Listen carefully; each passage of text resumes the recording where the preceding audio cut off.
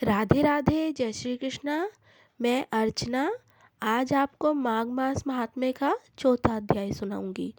3 अध्याय मैं पहले ही सुना चुकी हूँ, जो चैनल पर अपलोड है। अगर आपने नहीं सुने हैं तो आप सुन सकते हैं।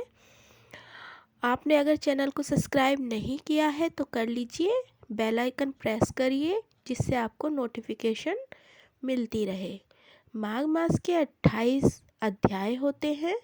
मैं रोज एक आपको सुनाऊंगी। इस प्रकार आपको 28 के 28 अध्याय सुनने को मिलेंगे। आज के चौथे अध्याय में महेश्मती के राजा सहस्त्रार्जुन पूछते हैं दत्तात्रेय जी से कि कृपा करके माघ मास का महात्म्य कहिए। दत्तात्रेय जी बोलते हैं, जो नारद जी से ब्रह्मा जी ने कहा था वही माघ मास महात्म्य है। मैं तुमसे यही कहता हूँ। तो इस प्रकार चौथे अध्याय में ये बताया गया है। चौथे अध्याय में ये बताया गया है कि क्या फल मिलता है, मतलब क्यों करना चाहिए, माघ मास स्नान क्यों करना चाहिए, क्यों दान करना चाहिए। इन सारी चीज़ों को चौथे अध्याय में बताया गया है। तो आप सुनिएगा ज़रूर, बीच में नहीं छोड़ते हैं, पूरा सुनना है। और हाँ, आपको हुंकारा ज़रूर भरना है। कोई भी कथा सुने, हम किसी भी टाइम किसी भी तरह की कथा सुने, माघ मास की नहीं, किसी भी कथा को सुनते हैं तो हुंकारा भरते हैं। इससे हमें कथा का पूर्ण फल मिलता है। तो हम शुरू करते हैं। सारे संसार के कर्ता श्री भगवान विष्णु देवी सरस्वती जी के चरणों में प्रणाम करते हुए आज हम चौथा अध्याय शुरू करते हैं।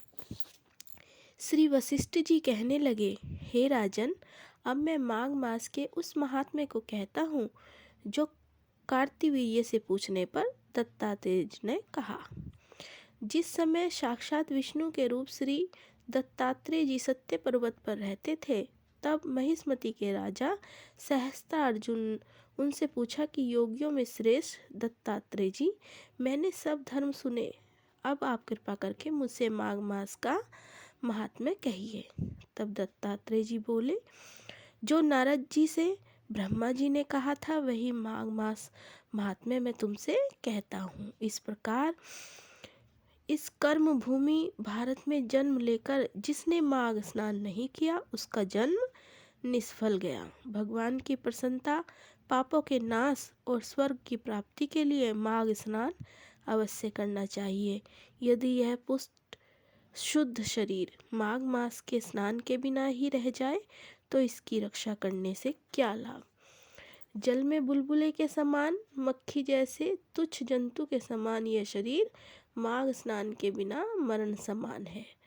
विष्णु भगवान की पूजा न करने वाला ब्राह्मण, बिना दक्षिणा के श्राद्ध, ब्राह्मण रहित क्षेत्र, आचार रहित कुल, ये सब नाश के बराबर है। गर्व से धन का, क्रोध से तप का, गुरुजनों की सेवा न करने से स्त्री तथा ब्रह्मचारी, बिना जल अग्नि के हवन और बिना साक्षी के मुक्त का नाश हो जाता है। जीविका के लिए कहने वाली कथा, अपने ही लिए बनाए हुए भोजन की क्रिया, शूद्र से भिक्षा लेकर किया हुआ यज्ञ तथा कंजूस का धन, यह सब नाश के कारण है।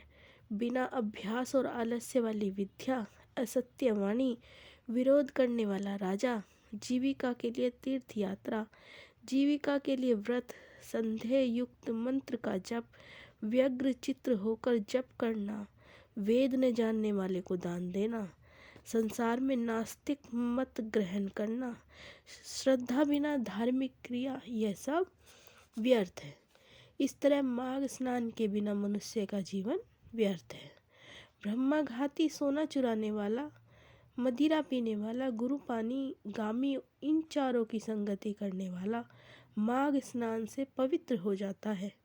जल कहता है कि सूर्य उदय से पहले से जो मुझसे स्नान करता है, मैं उसके बड़े से बड़े पापों को नष्ट करता हूँ। महापातक भी स्नान करने से भस्म हो जाते हैं।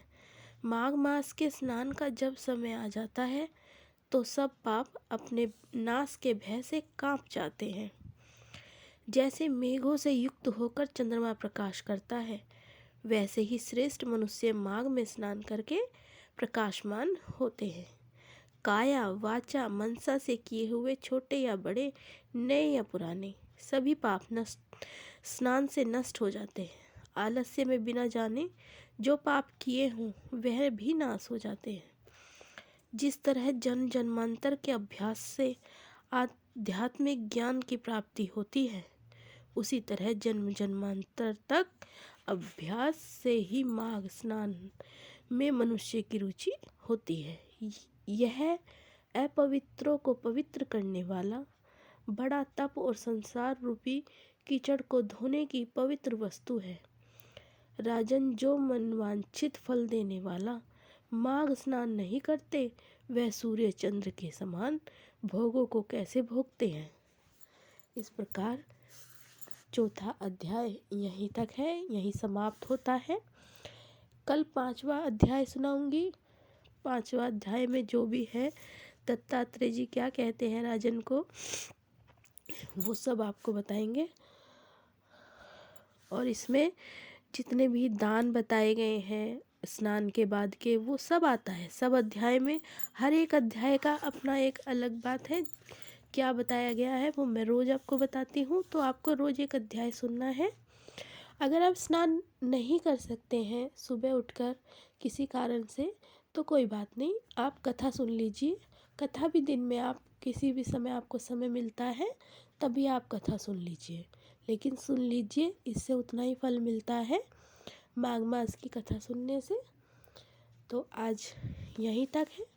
धन्यवाद।